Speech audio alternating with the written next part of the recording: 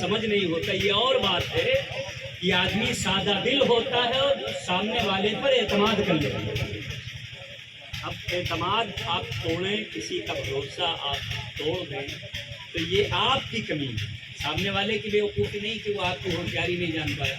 آپ نے قرضہ لے لیا, پھر تقاضے پہ تقاضا واپس ہی نہیں کر رہے, تو وہ سامنے والا بیوقوف نہیں کہ اس نے آپ کو کیوں دے. یہ آپ کا کہے, آپ نے انسانیت یہ تھی کہ کسی نے آپ کا کام چلایا تھا تو آپ کو چاہیے تو واپس کر دیں. قرض حسنہ مدد کرنا یہ بہت بڑا ثواب کا کام ہے. اگر آدمی نے کسی کو قرضہ دیا ہے تو اللہ تعالیٰ جتنا قرضہ دیا ہے اتنا ہر روز صدقہ کرنے کا ثواب عطا کرتا ہے. جبکہ نیت یہ ہو کہ ہم اپنے بھائی کی مدد کر رہے ہیں, یہ نیت ہو.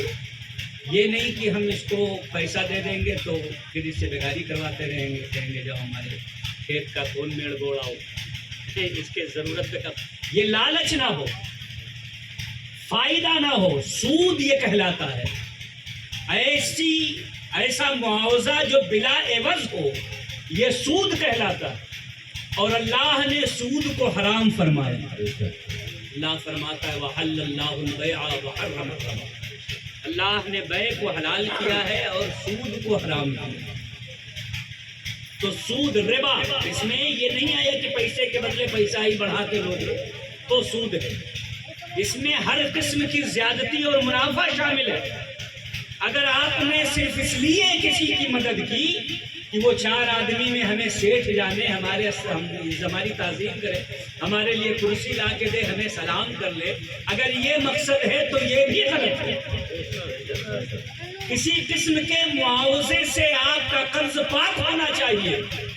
آپ صرف اس لیے دیں کہ یہ اللہ کا بندہ ہے, ہم اس کی مدد کر دیں تاکہ اللہ ہماری مدد کرے. اس پر اللہ ثواب عطا فرمائے. اور ثواب جتنا آپ نے قرضہ دے رکھا ہے ہر دن صدقہ کریں.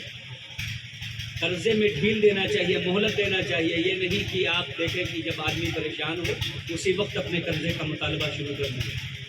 جب دیکھ لیں کہ بہت زیادہ بارش ہو رہی ہے, آدمی کسی طرف گیا نہیں ہے, تو اسے ستانا شروع کر دیں, یا 4 مہمانوں کو دیکھیں تو بے عزت کر دیں. اگر آدمی صحیح معنوں میں ایسا ہے کہ پریشان حال ہے تو آپ قرضدار کو قرض ادا کرنے کے لیے مہلت دیں. مگر جو قرضدار ہیں وہ بلا وجہ قرض نہ چڑھاتے. ان کے پاس اگر پیسہ آیا ہے تو سب سے پہلے وہ قرض واپس کریں. ڈالے نہ, حیلہ نہ بنائے. اس لیے کہ قرض ایک ایسی چیز ہے جو کسی حال میں معاف نہیں ہے. اگر آدمی مر گیا ہے اور اس کے ذمے قرضہ ہے تو جو اس نے مال چھوڑا ہے تمام ورثہ پہ لازم ہے کہ اس کے مال سے اس کا قرضہ ادا کرے. حد یہ ہے کہ جو راہ خدا میں اللہ کے لیے, دین کے لیے, رسول اللہ کے لیے لڑتے لڑتے شہید ہو جائے تو خون اس کا زمین پر گرے اس سے پہلے اسے دیدار الہی نصیب ہو جاتا ہے. اور اس کا خون زمین پر گرے اس سے پہلے اس کے تمام صغیرہ کبیرہ سارے گناہ معاف کر دیے جاتے ہیں. مگر قرض معاف نہیں ہوتا ہے.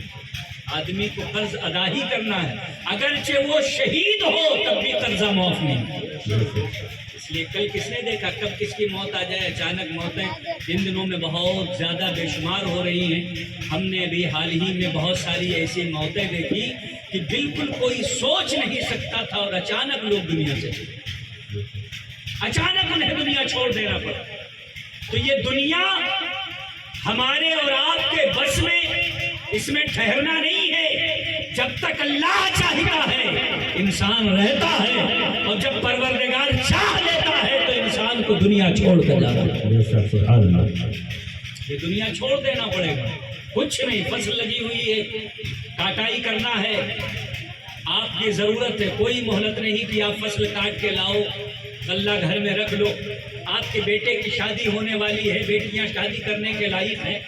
کوئی یہ آپ ضروری نہیں ہے اور یہ لازمی نہیں ہے کہ اتنی مہلت آپ کو دی جائے.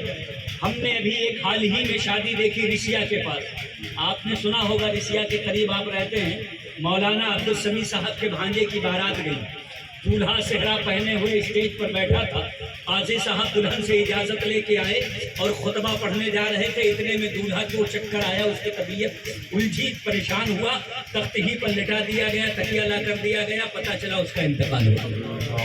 सारे बाराती ऐसे बैठे रहे, गाड़ियां सजी रही, दुल्हन सजी घर में बैठी रही, निकाह कबूल करने की भी नौबत नहीं आई। मैंने कई ऐसी मौतें देखी। 9 मार्च को हमारा प्रोग्राम था मल्लीपुर में, जलसा चल रहा था, बहुत बड़ा जलसा था, पूरे गांव में राड बत्ती और लाउड स्पीकर वगैरह लगा हुआ था। एक कारी साहब गुलाम जिब्राइल उनका नाम था, गांव के बाहर उनका मदरसा था।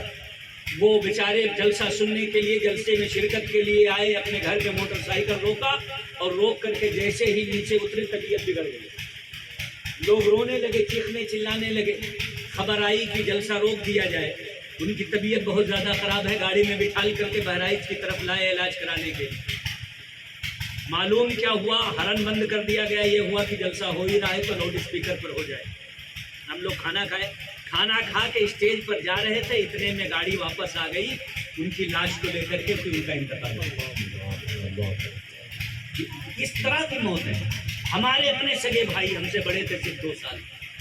अभी 20 तारीख को, पिछले मई की 20 तारीख को लखनऊ गए थे किसी काम से, वापस हो रहे थे, इन्होंने ढाबे पे रुक करके पानी पिया। लोगों ने बताया, हम लोग साथ में खाने, कोई नहीं था, बसी में बैठे बैठे। बस दोबारा जब ढाबे से चली, तबीयत बिगड़ी और यही चौका घाट बसी में इंतकाल हुआ। तो इस तरह की मौतें हो रही हैं आजकल।